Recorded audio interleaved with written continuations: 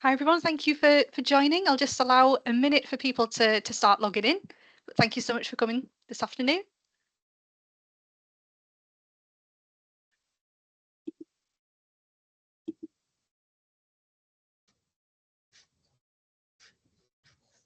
Hi Kenny. Hi Richard. Hello Laura. Hi. Hello. Liz is with me, in case you can't. Well, it's blindingly obvious, Fantastic, isn't hi it? Liz. Brilliant. I'll start making a start. I know people will probably come in and join as well. But thank you so much for coming. Just some general housekeeping as we start. So the session is currently being recorded. Having a camera on is optional, whatever you feel comfortable with, but it is nice being able to see your faces. We would ask that whilst we're presenting, if you wouldn't mind remaining on mute, there will be opportunities for us to stop and for you to ask questions. And we are going to be splitting it into two key sections, kind of the practicalities of volunteering and then on to campaigning. So in terms of introducing Greenbelt, in case you didn't know, it's a space where arts, faith and justice collide together, and it's rooted in an inclusive and progressive vision of Christian faith. We've been proud main partners for them for 30 years now, and we're hoping to continue that, and we're quite pleased to be able to add new features every year. And I wanted to, if Hannah was online, which I can't currently see if she is, unfortunately. Hiya. He is here. Oh, fantastic. If you wouldn't mind introducing yourself to the team. Hello. Yeah, of course. I'm Hannah. I work for Greenbelt full time, and I am the stakeholder and commercial coordinator. So I work with Abby, Kate, and Bella at Christian Aid to help them come to site, help all of their program bits and all their brand awareness happen. And yeah, so that's me. Did you want me to talk about anything else? No, that's great. Thanks, Anna. And so just introducing the staff team that we have for Greenbelt this year. So a lot of you will have been liaising with me at the moment, kind of in the build up to Greenbelt, making sure you've had all your admin checks done, to kind of post event, trying to clear kind of your any expenses that you've got, any general queries that you have, getting your feedback as well, and stewarding that side of things. I'll pass on to Abby. Hello, I'm Abby. I'm your volunteer manager and event support across the weekend. So if you've got any kind of concerns or, just any elements of your welfare, happy to support you with that. Also coordinating the logistics on site, so happy to answer any questions. I'll be there from Thursday to Sunday to support you. So yeah, really looking forward to meeting you at the festival.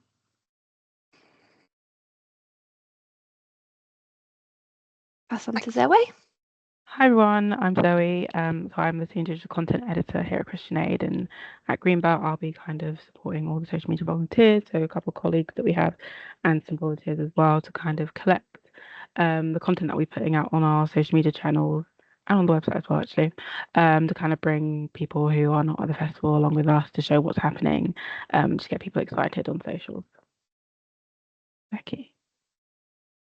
Hi everyone, I'm Becky and I work in comms at Christian Aid. At Greenbelt, I'll be mainly focusing on social media support, and I've put here bringing the festival out of the field. So exactly as Zoe says, taking people along with us. I'll pass to Bella. Hi everyone, I'm Bella. I am in the campaigns team. I will be doing all things campaigny and also probably supporting a bit with social media. So yeah, it might be me rather than Zoe kind of being a bit more forceful and inviting you into the limelight. So look forward to that. But yeah, I'll be chatting you through later all of the campaign stuff. Hello everyone, nice to meet you if I've not met you before. My name's Kate and I work in supporter engagement for Christian Aid, and we'll be looking after Christian Aid's presence at Greenbelt. So if you've got any questions about what we're doing, or you've got any tricky questions from festival goers about the intricacies of what we do, then direct them my way. I'm looking forward to seeing you all in person. Thank you, everyone. And this is an opportunity to introduce yourself. Because there's only a small number of volunteers that could make it this evening, it means that we can have an opportunity to come off mic and actually introduce yourself. So I'm gonna, if it's all right, just to get the ball rolling, I'll call one of you out, and if you wouldn't mind passing it on, just tell us a bit about, you know, where you're joining from. Is it your first time volunteering, or are you a returning volunteer? What is it that you're most excited about? And just for a little bit of fun, what's your favourite board game? Because we're hoping to bring some little board games that we can do on an evening occasionally. So anything that you actually enjoy doing in that respect would be great to know. So I'll pass to Richard first, if that's okay. Yeah. Catch you off guard. So there's clearly two of us here, Richard and Liz. We're from Poynton, which is a little town just south of Manchester. We volunteered for the Greenbelt before the pandemic and enjoyed it immensely and intended to continue volunteering, but somehow, of course, the Greenbelt didn't happen the following year, and we never actually came back. So this is us returning post-pandemic. We had a great time then. We're looking forward to all the wonderful weather, because that was a particularly sunny Greenbelt, and I'm assuming it's always like that. And what's my board game? Well, we're playing a new board game that we just got called Splendor, which is a card playing board game. So that's a current favourite. Yeah. Me as well. Yeah. Okay, right. Hi, I'm Liz. Yes, we really loved it at Greenbelt the last time we came, and it felt very special. It was our first time at Greenbelt, but it was also really lovely to experience what Christian Aid were doing as well, and just be part of their program of engaging the public. And I think it was good fun doing that as well. We met some interesting people and enjoyed that side of what we were doing too. So we're excited to be coming back, and looking forward to meeting you all. It's really nice lot of young people. We're a bit on the older side, but young in spirit. So the other game that I really enjoy is Wingspan. We've been playing Wingspan. I don't know if anybody else plays that. Yeah. Yeah, thumbs up. And we love all those other ones, Carcassonne and Catan. We are gamers, really. Quite like playing board games with our family, and it's good fun. Yeah, so some board games, good to play. Yeah. Thank you. Some good suggestions there. I think Kate knew a lot of those ones. I've not heard of those ones before. I'll have to search them after this. Thank you. Ben, would you mind introducing yourself? Hiya, my name's Ben. Nice to meet you all. I'm based in Hertfordshire. It's my first time volunteering. I'm really excited though, and I'm mostly looking forward to meeting everyone, talking about what we're going to be doing there, and yeah, I'm just really looking forward to it. Looking forward to the challenge. Yeah. My favorite board game, probably Monopoly, but that might be a bit too long to play in the evenings. But yeah, I look forward to playing the other ones. It is a classic. That is a classic. Yeah. Thank you. Laura Jones. Hi. Sorry, you just caught me about to get out of the car. Oh. I was off camera before because I was just driving, but now I've just got home. Tell you a bit about I'm ex-Christian Aid staff. So I know quite a bit about Christian Aid, but I've obviously not been around for a couple of years. So I'm going to do a little bit of revision and trying to get to the Reno Christian Aid before Greenbelt. I've never been to Greenbelt, been to plenty of festivals in the past, but not Greenbelt. But I'm super excited to sort of bring together two of the things I love a lot, like sort of music festivals, Christianity and Christian Aid into one space. So I'm really excited to come this year. I love a board game, probably too competitive. What kind of board games? So like all those strategy ones that you've all talked about, they're great. A couple of quick games like Six Nymphed. It's like a card game that's really quick and easy to play. And there's another one which I don't know what it's actually called because it's a German game, but I call it the Turtle Game. And it's a really lovely, quick, fun game, but it does involve you being mean to each other, which kind of I quite like as in a game too. Thanks, Laura. And Kenny. Hello, my name's Kenny and I'm based in Leeds. This is my first time volunteering, so I really look forward to it. And favourite board game? I'd say Uno. I don't play a lot of board games. We're trying to build up our collection. So, but Uno is always fun. So yeah. Thanks. Yeah, absolutely, another classic. Thank you. And finally, Samantha. Hi everyone, I'm Samantha. I'm a Christian Aid staff, but then I'm volunteering just because I'm interested in social media and I've never been to a festival before. So I'm going to learn much from all of you campus and festival goers on the way of life. And my favorite board game would be, I'm more silly, I'm not very strategic, so maybe Pictionary is quite fun, or charades, something like that. Yeah. Thank you. Thanks everyone for participating in that. And just to say, there is going to be more people to meet. Obviously, there's some people that couldn't make it this evening, but in total, we're going to be a team of 12. So there are other people to meet, but it's great to have an opportunity to introduce and meet people now. So moving through. So just a reminder of who we are, and that can be summed up within GIF, Act and Pray. So we're there to provide emergency provisions in times of conflict or natural disaster in the form of hygiene and food kits. We're there to provide education courses, tools and resources to help build community resilience and empower communities. We also have a long legacy of Christian Aid Week, which happens every May. Some of you might be aware of our house-to-house collections, which is a big tradition of ours. We also hold workshops, kind of community gatherings. We do a lot of our supporters do sponsored walks or challenge events and runs, and we mass lobby and campaign and really help people to find their voice to be able to make a difference. And we are empowered by our faith to do what we do. We are supported by churches that pray and collect for us, and this is founded on our belief that we think everyone is made in the image of God and is therefore deserving of love, dignity, equality. So what is the no-fly zone? You may have heard me mention this on occasion in the phone calls that we've had or the video calls that we've had. It's quite a new thing that we've brought in. It's our venue, which helps to connect Greenbelters with the world without costing the earth. So it means that we can get speakers from our partner countries remotely to speak to Greenbelters. But it also means that those that can't make it to the festival then can actually tune in and listen to the talks as well. So it's a way of making things more inclusive without costing the earth.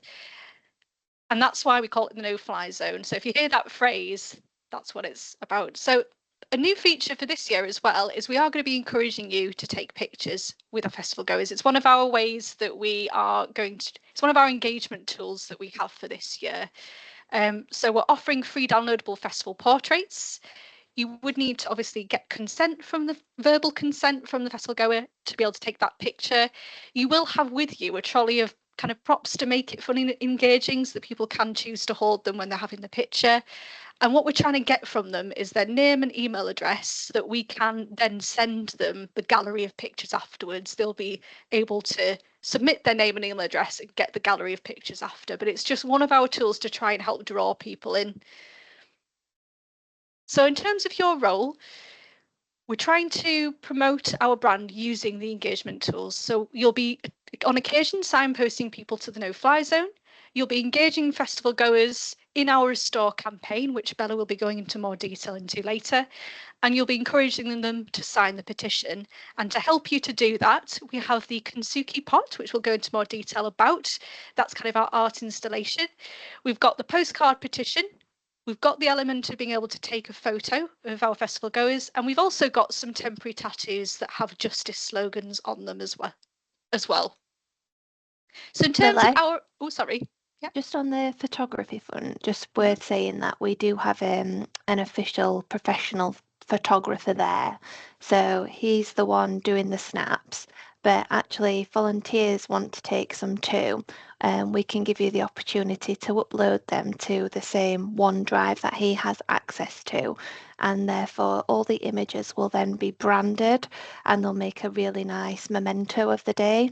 We'll give the festival goers a QR code after the festival. They can scan that and download their free festival photo. So yeah, there is somebody there as a professional as well, just as a caveat. Don't want you being worried about your photography skills. In terms of our expectations, we do ask that you arrive 5 minutes before your shift is due to start. You'll be put into kind of groups, so it's group 1 and group 2, so that you can sort of circulate in the different areas that we want you to be. I will let you know, obviously, which group you're in as well. You'll be wearing your Christian Aid t-shirt whilst you're on duty, but we would ask that if you remove or cover your shirt after your shift. That's just so you're not approached when you want to be obviously able to rest and just enjoy the festival. We expect you to have a positive, friendly attitude towards kind of fellow volunteers and festival goers, which I'm sure you all will be. And we expect you to actively engage and participate whilst you're on duty as well. And in terms of what you can expect from us, you can expect to get food and shower vouchers provided. And what this gives you is on the Thursday and the Sunday, it gives you 1 meal, because obviously you're not there for the full days on the Thursday and the Sunday, and it can give you 2 meals on the Friday and the Saturday. We also have a camping pitch as well. We can't include the tent, which is why I've been asking people if you're able to bring your own camping equipment, but we do have our own designated area for Christian Aid volunteers if you'd like to be part of that. You can expect the staff to be there to support you and protect your well-being, and there will be opportunities to relax and socialise. And we do, as I have been mentioning, there is a travel reimbursement of up to £55 available, and I'll be able to send you that expense form and what you need to do to claim that back. So in terms of our tips, so we've got a few kind of suggestions of what to bring. We're not expecting you to bring all of these things because it would be quite heavy to carry, but things that we think are useful. We would suggest bringing a reusable bottle, because there are water fountains throughout site, and particularly if it's hot, it's good to be able to refill. High-vis jacket, we don't expect everybody to have a high-vis jacket lying around, but if you happen to have a high-vis jacket, do bring it with you, because it will be needed on the Thursday, because it's technically still a building site at that point. But if you don't have one, we can provide one.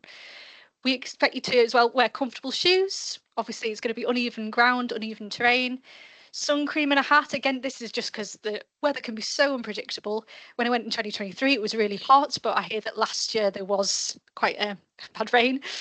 So bring a waterproof coat, layers if it gets cold, because it can get quite cold on the evening.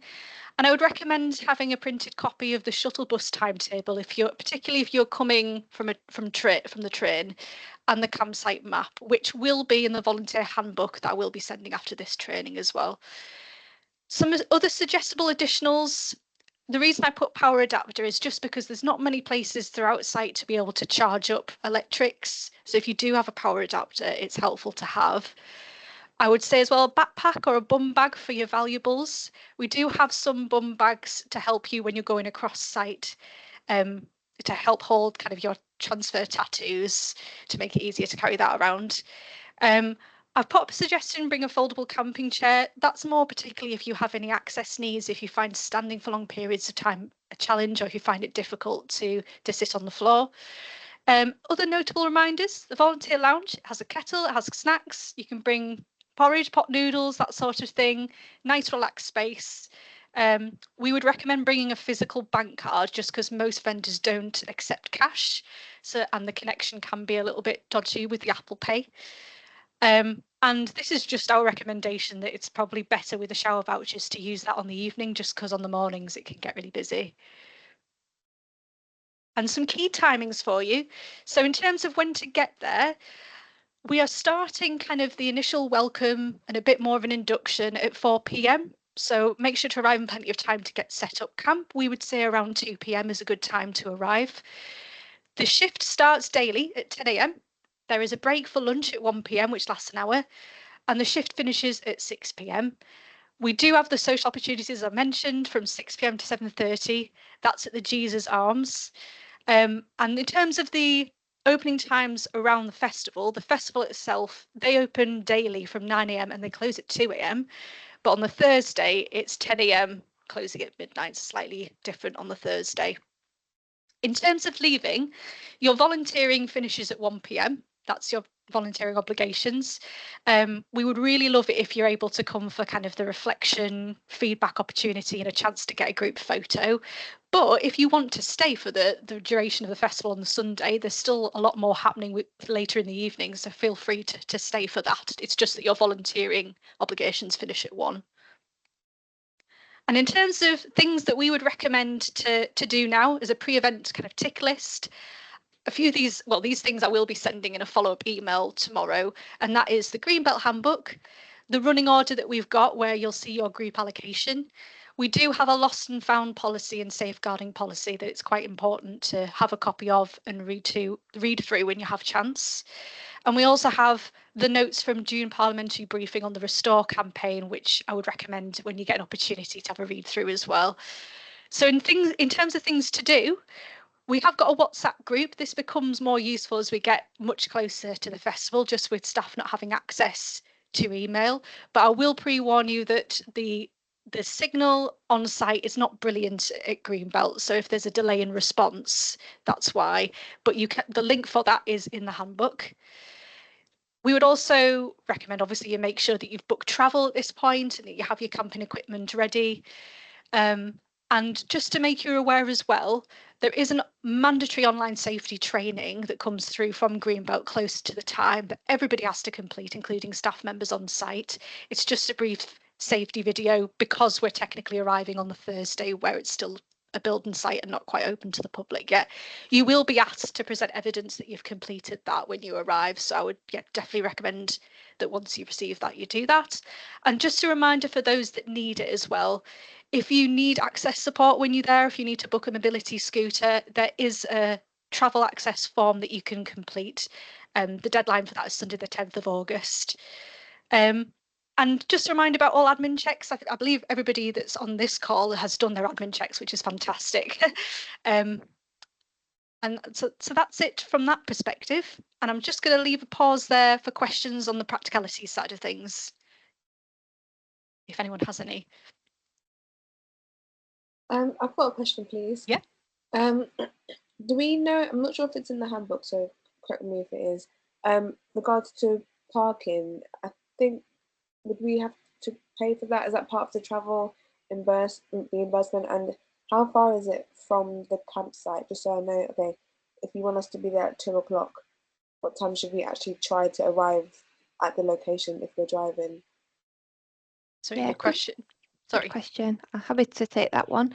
So the car parking pass we've requested from Greenbelt for you if you told Lily that you would like one, and they'll email it over to us. We'll get it over to you before the festival. So parking will be free with your pass. You don't need to worry about that. Just leave the pass in the windscreen. I definitely underestimated the walk from the car park to like our no-fly zone base last year, and probably didn't help that I got lost a few times as well. So I would definitely recommend leaving yourself some extra time. I tend to use an app called What 3 Words, or like a Google Maps pin, something like that, to pin where my car is, and then also pin sort of the festival site or the key entry points. We suggested 2 p.m. arrival if you're camping, and that'll give you some time to set up before the meeting at 4 p.m. Alternatively, if you've got work commitments or whatever and you wanted to set up your tent after our introduction at 4 p.m, you can do that also. So essentially the main point is to be at the no-fly zone at 4 p.m. whether you set up your tent before or after. That's kind of up to you. The walk from the car park to no-fly zone, if you're going the right way, I think is about 20 minutes. That was helpful, thank you. No worries. And when you submitted the volunteer details form, Kenny, I was made a note of the fact that you are coming by car, so you are noted to get a pass. So thank you. Anybody else before we move on to the campaign ask? Laura's asked, do you have trolleys for lugging tent from car to pitch? We don't, but Greenbelt do run like little buggies for a small donation, less than £5. I think it might be about £2 from memory. I think they're cash only, so that might be a consideration. So yeah, probably just something to bear in mind. See, Samantha. The volunteer rota, yeah, we can share that round. Just bear in mind at the moment that there may be a few tweaks to it. I'm hesitant to say it's final just at this point because I guess you just never know. But we can certainly share a draft so that you can get yourselves organised. It might just be that, a drink time moves, or that, what time we want you at communion on Sunday is slightly different. So yeah, share that with bated breath, and we'll certainly circulate a final one in the WhatsApp group as well, the week of the event. Brilliant. Like, obviously, if anything crops up in the meantime, any other questions pop up, just you have my email address, or you can email the general volunteering team email address as well, and that'll get through to me as well. But thank you. I'll pass on to Bella, and I'll do the slides for you, Bella. Just let me know when you want me to move on to the next slide. Amazing. I hate dealing with the slides whilst trying to talk and messages popping up. It's not ADHD brain friendly, especially not this time of day. Hello again. Excited to see you all on screen. I'm going to run you through, all things campaigning and talk a little bit more through some of the tools that we'll be using. Before I did start, I just wanted to mention, if you have fancy dress bits that you're willing to bring and just lend out at the festival, that would be amazing. Obviously, can't guarantee they'll come back in one piece, so nothing you're too attached to, but we have the sparkly things like pink fluffy cowboy hat, that kind of thing. Just so we're not wasting stuff really. And I'm going to start by talking about why we are at Greenbelt and what it is we want festival goers to get excited about beyond the festival. So this year we're talking about the Restore campaign. Hopefully you've heard of it by now. What you see on screen at the moment is part of the petition copy wording. And really the Restore campaign brings together all of our asks on climate and debt justice. So we're looking, as we look at the UK's role in colonialism, we see the exploitation of people and planet. Colonialism powered the Industrial Revolution and accelerated the climate crisis. And now these same formerly colonized countries are at the forefront of the climate crisis, fighting to feed their families, losing loved ones, and striving for their existence. At the same time, in many of these countries, the climate crisis is worsened by the debt crisis. So huge government debts mean that the money that they should be being able to put into public services or to cope with climate crisis, they then have to pay off debts. And we'll talk a bit, I'll explain that a bit further later.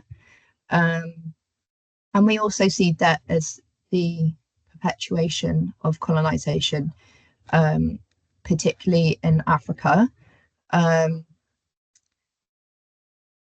And essentially these countries are left really exposed to economic shocks, are trapped in cycles of continuously borrowing, and the rules of the global economy have been fixed against them. So that's why we're calling for change.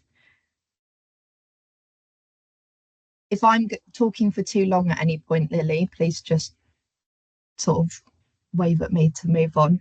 Hopefully it won't be too long. And we'll have time for questions related to the campaign at the end of this section as well. Don't worry about taking it all in. We're going to send you lots of stuff as well that you can read over in your own time. But the good news is, although both those things are awful, the UK actually is uniquely placed to act on this. So many of the big polluters, the big fossil fuel companies, they're headquartered in the UK.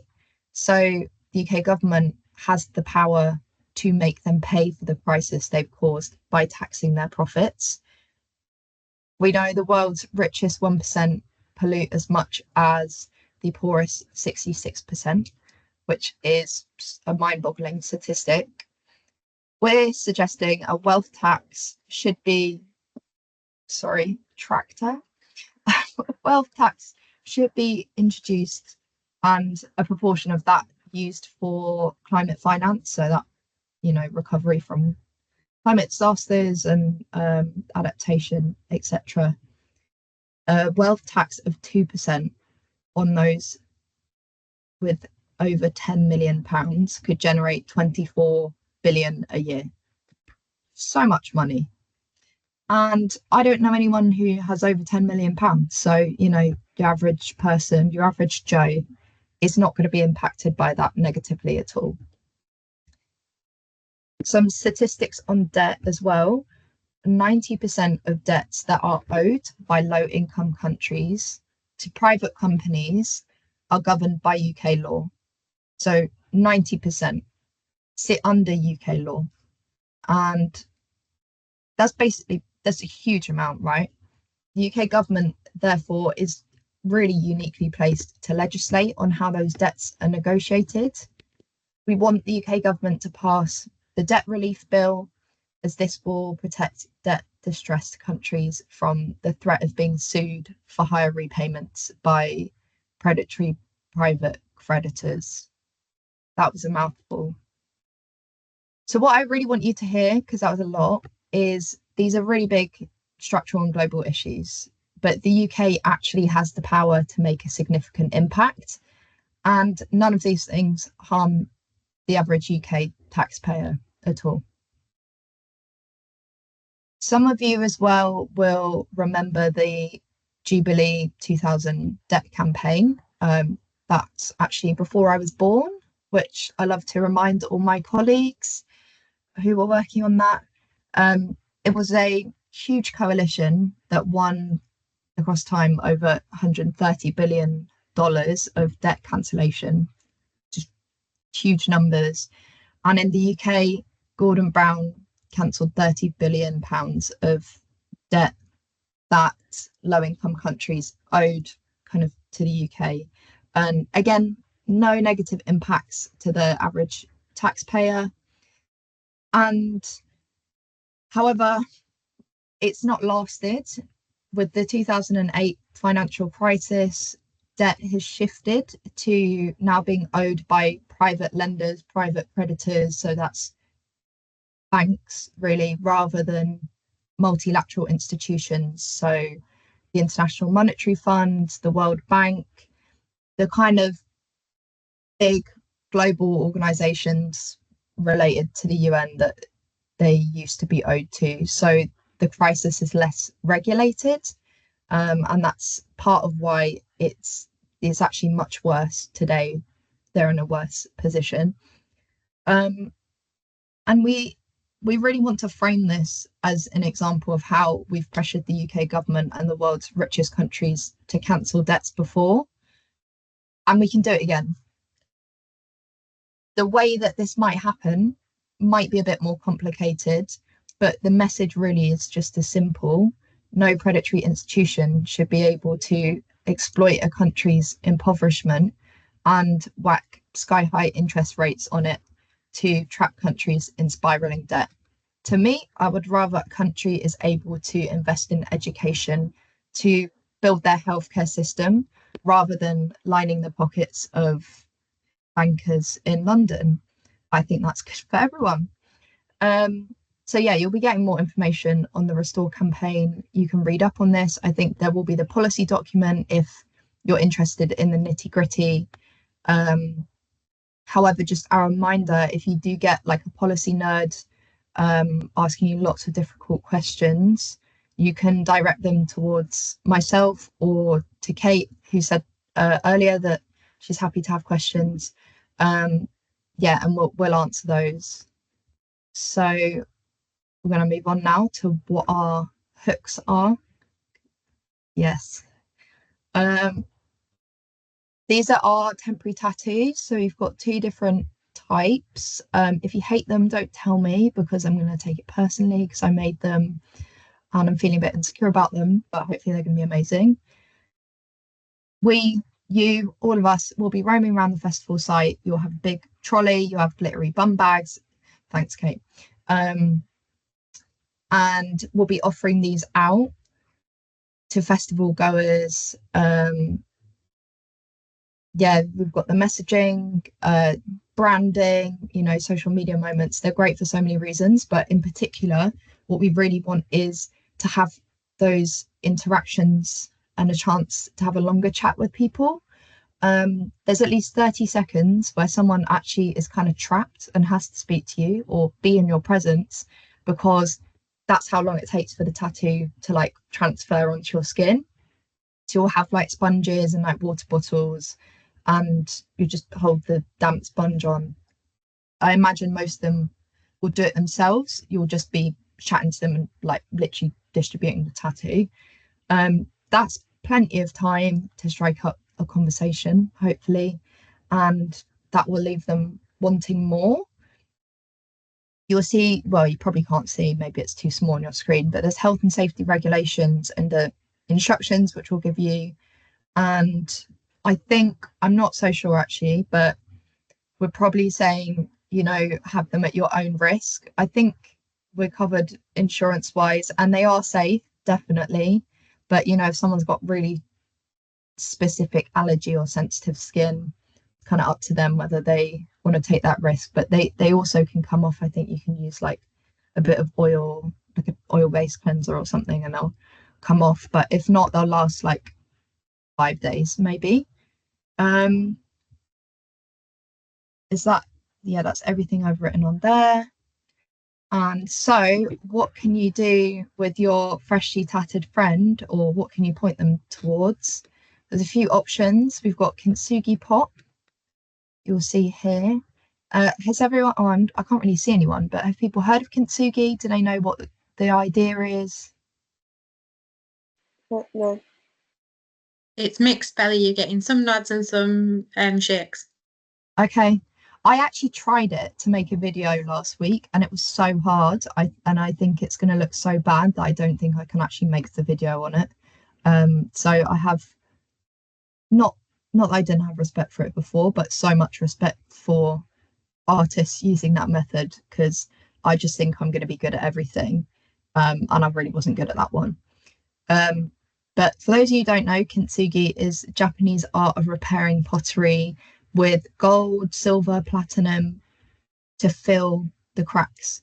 So it takes what is broken and seeks to repair it, but actually making something more beautiful in the process. We think this is a great metaphor for our campaign, which is inviting you and everyone at Greenbelt and Christians in the UK to join God's work to restore creation and build a more beautiful world in which we can all thrive. What we're going to be doing at Greenbelt is we're going to be building a giant version of this. You'll see the model there. We'll be inviting people to reflect on the prompts, and they'll do that on a piece of fabric.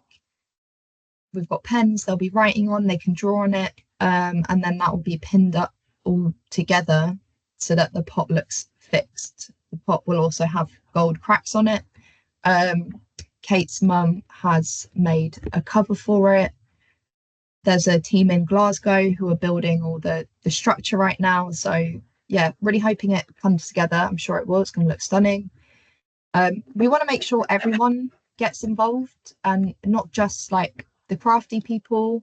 So when you're chatting to people, maybe try and suss out the vibe, see what it is you think about the activity that might draw people in.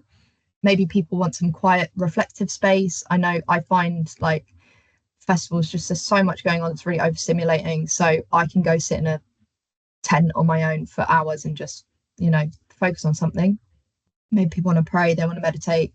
Maybe people want to do an activity with their kids, they want to do it as a family, as a youth group, or you've just done a really good job at persuading them and that's why they do it. Doesn't really matter, but if you can like work that out and bring them in on that, essentially. We'll also be unpinning the contributions and keeping them. The pot itself will also travel onwards, and churches around the country are already and will be preparing their own contributions to a national version of the pot. So yeah, it'll be going on a tour of cathedrals in the UK. I don't think that's a secret. Oh well, it's not anymore.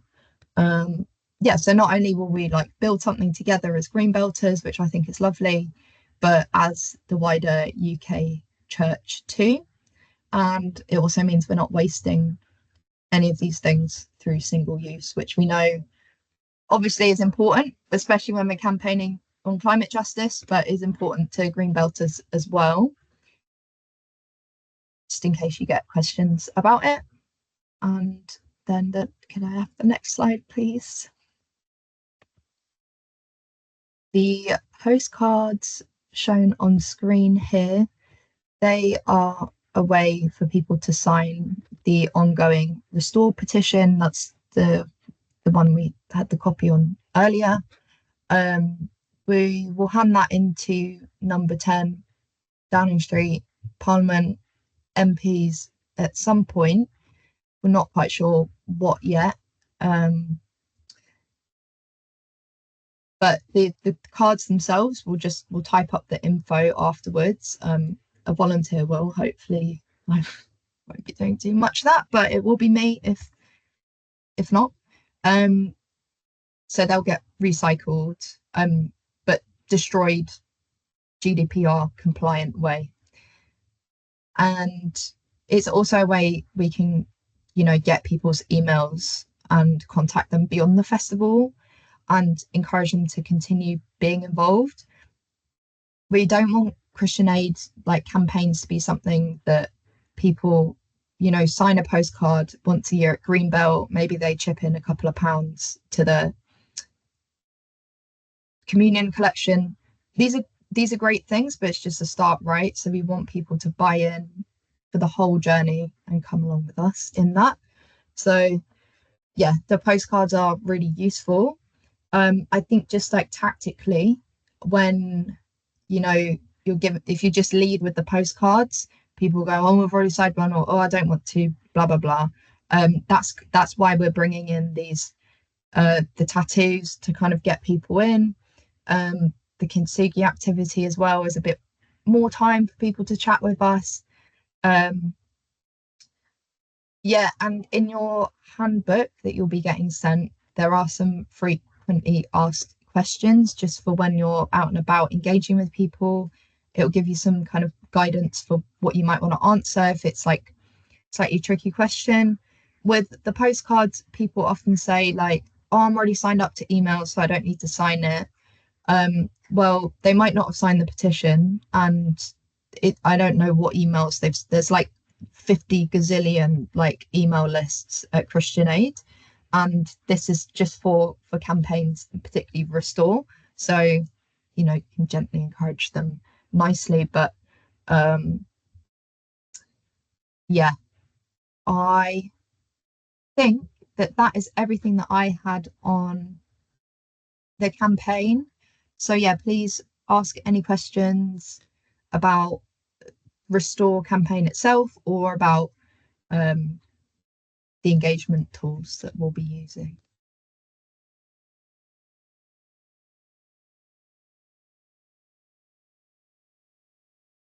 Can I ask a more general question? Obviously, people know me now. I am a bit of a fundraiser at heart. Is this a purely campaigning thing in terms of everything that we're doing, or are opportunities for people to give to Christian Aid as a charity throughout the festival as well? You want me to answer this one? Yeah. So this year at Greenbelt, the engagement that we'll be doing for the majority of the festival is about the campaign action and about collecting data from people through the photography action through the postcards. Communion, we will be part of that, and one of our partners in Gaza will be receiving half of the collection money from Greenbelt, which was about £47,000 last year. So that's for us. But in terms of our KPIs, we're thinking about acquiring supporters through that data collection, and then kind of our job when we get back from the festival is about securing second actions from those supporters. So there's no other fundraising ask beyond communion at Greenbelt this year.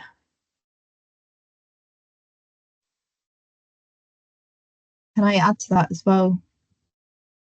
Yeah, we just I think we want people to get excited in general about the work that Christian Aid's doing and make it feel real for them. And it is quite a small festival, so you know, you all talk to the same people maybe more than once.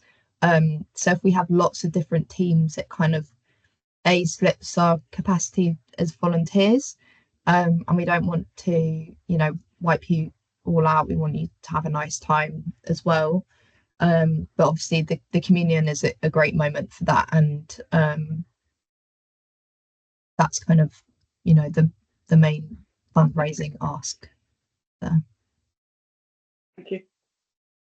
Yeah, mine's not really a question, but I gather that the original Jubilee campaign actually dates back to a conversation at a Greenbelt in the 1990s.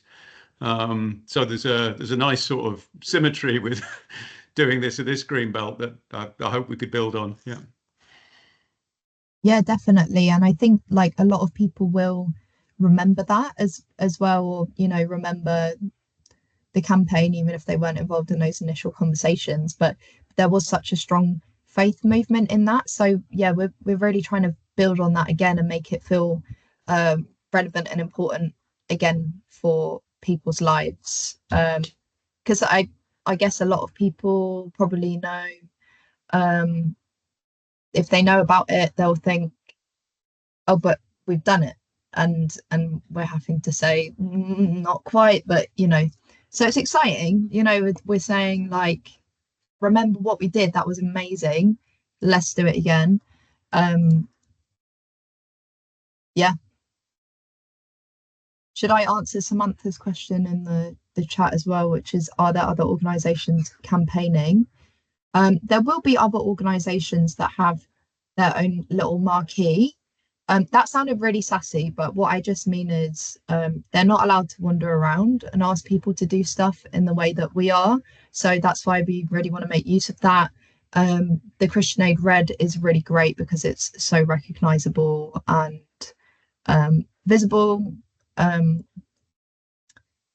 So there, I mean, there's a lot of organizations there. There are other partners which will have their own tents and like talks going on there and kind of stuff going on, but in that way we're not like competing is a horrible word, but yeah, we're the only ones who can walk around with a trolley and give out tattoos.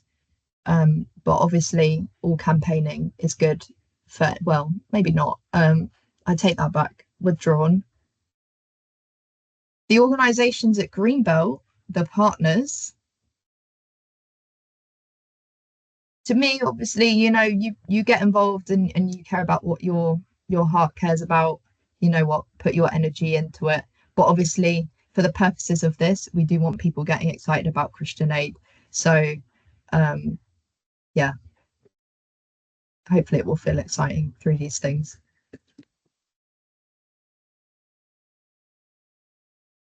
Conscious we've got 10 minutes left, so if there are any other questions, then by all means sort of put your hands up or put them in the chat, or I could just run through the running order, if that would be helpful to share with people, just as a bit of a refresher of the schedule of events. Shall I just stop sharing, Abby? Oh yes, please, I can share.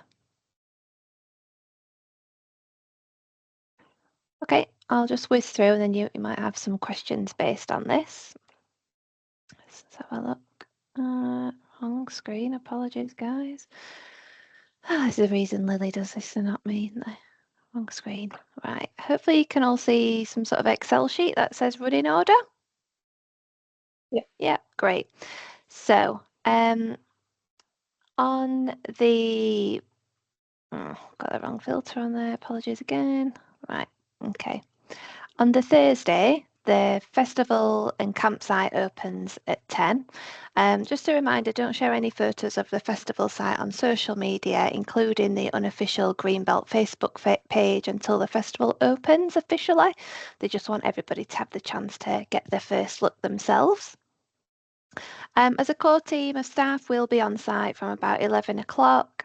We'll be sort of setting up different elements, including the campsite. So what we're going to do is mark out an area that you can set up your tents within, so that you're all together, especially for those of you that are attending on your own, just to give you a little bit of company.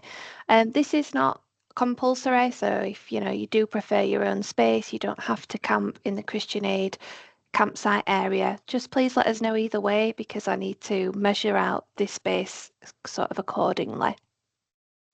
So then once you've set up your tent, take a wander down to No Fly Zone. We'll be doing the volunteer welcome and training there for an hour and a half. So that's 6 till 5:30.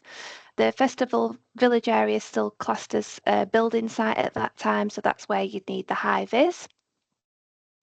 And then we'll just give you a bit of a breather. There'll be a reduced number of food vendors open on Thursday night, but you can use your voucher at the ones that are open. So you've got sort of a bit of time there to just get your bearings, get yourself an evening meal. Then from 6 o'clock till 7:30, we'll be at the Jesus Arms. So for anybody that doesn't know, that's a big beer tent on site, and I'll bring some sort of pocket card games like we'd mentioned, like Dobble, Uno, Heads Up, that kind of thing. So that's the Thursday night. Again, that's optional. If you prefer to just have your own time, you're very welcome to do so. Staff aren't staying on site, and camping will be going off site later on in the evening. And then on the Friday, the festival village opens at 9. We'd love to see you in the No Fly Zone from 10 o'clock, and for the first couple of hours between 10 and 1, we'll pop you into 2 groups. The Kintsugi pot activity is in the No Fly Zone within a marquee. So group 1 will do that. And then group 2 will be out on the glade area. So that's a bit of an area near the stage. And they'll be kind of handing out and applying their tattoos, trying to get people to sign the postcards. The photographer will also be there on the Friday as well. Then, very excitingly, Bella is leading in on a discussion panel in the No Fly Zone. So they are having a really powerful and impactful discussion, and you are very welcome to catch some of that, especially over our lunch. When it comes to lunch hour, you're very welcome to come to lunch with me, or you can eat on your own. Again, just appreciate that some people have different social batteries. I'm quite an extrovert, but I appreciate not everybody's like that. Then after lunch, we kind of swap the groups around. So the group that was in the No Fly Zone will then swap with the group that were on the glade, and that's just to really give your day a little bit of variety. Then in the evenings, again, evening meal, and we've got an hour there. You're welcome to come for food with me, or you can go off on your own. We haven't got drinks on the Friday night, so drinks are just sort of Thursday night and Saturday night. Saturday is very much a repetition of Friday. Then on the Sunday, we have Holy Communion. So Holy Communion is a big moment in front of the main stage. Tracks about 8,000 to 10,000 people. So make sure you've got a camping chair or blankets. We'll try and find a spot, probably near the tiny tea tent. And then after communion, we're going to try and strategically place ourselves at all the different exit points and try and hand out the remaining postcards that we've got. Then after communion, we're heading back to the No Fly Zone, and we'd love to hear your thoughts on the weekend. It's an opportunity to reflect. We'd love to know a bit more about what worked well, what didn't work so well, so we can improve year on year. Really value your opinion on that. at this point, the Kintsugi pot then is still live within the no-fly zone area. So we might be asking some of our staff and also volunteers to hang around if possible, but that's not something we're going to insist on. So if you would like to stay in the no-fly zone from 1 o'clock and just help us with a few more festival goer engagement, you're very welcome to. And then the festival village closes officially at 9 o'clock on Sunday. Well, the no-fly zone, I should say, closes officially at 9 o'clock on the Sunday night, but the festival village itself goes on till 2 a.m. So if you are a party goer and you want to stay until 2 a.m. on the Sunday night, there's apparently plenty to do. And then on the Monday, the festival campsite itself closes at 12. So if you are really thinking about maximising your time, you do need to be out of there by 12 o'clock on the Monday. I'll stop sharing. Bella's got their hand up. Yeah, I was just going to say, if you do get the bus, last year they gave me a few drinks vouchers. So it was half price pints. They were like £2. So dangerous. You can get non-alcoholic drinks as well. There is I think Methodist pub, which is alcohol-free beer, which is exciting as well. And yeah, pay close attention to the shuttle bus. It does take a while, but they also give you, you get those vouchers. So to me, last year it was worth it. It was great. And there was something else I was going to say. Yeah, on the Thursday, Kate's put in the chat, but vegetarian options bit on the lesser side on the Thursday from experience. So since it's only the first day, you can probably bring some like pasta or something that you've pre-made, and that's what I tend to do. I guess it's just if you're not like a camping pro and you don't have a proper cooler box kit and all that for the rest of the weekend, then relying on dry foods and stuff. I did bring a mocha pot last year because I like my coffee. So if anyone wants to volunteer themselves to do that so that they get to skip the very long coffee queue, I'm sure you would be appreciated by the fellow volunteers. But I think that's everything I want to say on the food and drink. Great. Well, conscious of time, if there is anything else, just sort of pop that in the chat and we'll get back to you. You've got our email addresses, there's a WhatsApp group. Lily's going to follow up with those all important documents. So yeah, it's been wonderful to spend this hour with you. We're really looking forward to meeting you. Thank you so much for volunteering with us over the weekend. And yeah, not long to go now. Very much looking forward to it, and we'll see you all there.